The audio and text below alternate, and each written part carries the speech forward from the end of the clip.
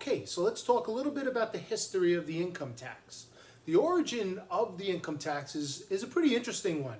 Actually, during the Civil War is when it started. Congress had passed something called the Revenue Act in 1861, and basically that included a tax on personal incomes to help pay for war expenses.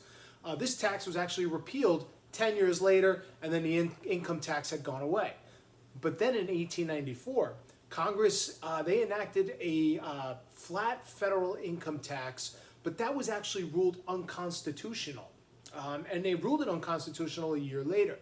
Then in 1913, the 16th Amendment was ratified. This allowed the federal government to tax the income of individuals.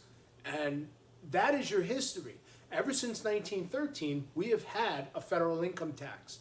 In fact, 1913, for a couple married, filing jointly, earning $50,000 a year, would have paid 3% federal income tax.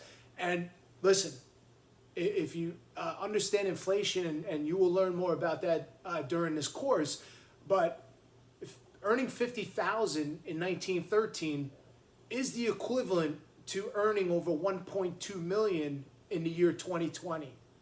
So you had a lot more buying power with your $50,000.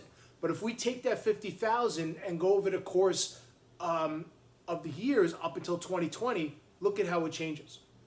In 1920, if you earned $50,000 a year, federal income tax rate was 32%. These are all married filing jointly, of course. In 1940, your income tax rate at $50,000 would have been 48%. In 1950, 75%, and that's where it peaked for this earning bracket. 1960, it was a little bit different. It was 52,000 was where the income bracket switched, and that would put you in a 62% tax bracket. 1970, 50%, 1980, 49%, 1990 and 2000, 28%. Then in the year 2010, it came down to 15%, and today, as we speak, that tax bracket is 12%. So a married couple filing jointly today, earning $50,000 a year, will find themselves in the 12% tax bracket. Now, federal taxes are progressive, and in the next segment, you're going to learn more about that.